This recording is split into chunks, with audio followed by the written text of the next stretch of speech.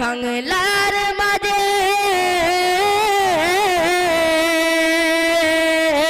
বাংলার মাঝে সবার মুখে একই আজ দেখি সবার মুখে একটি নাম ভাইজান আব্বাস সিদ্দিকী সবার মুখে একটি নাম ভাইজান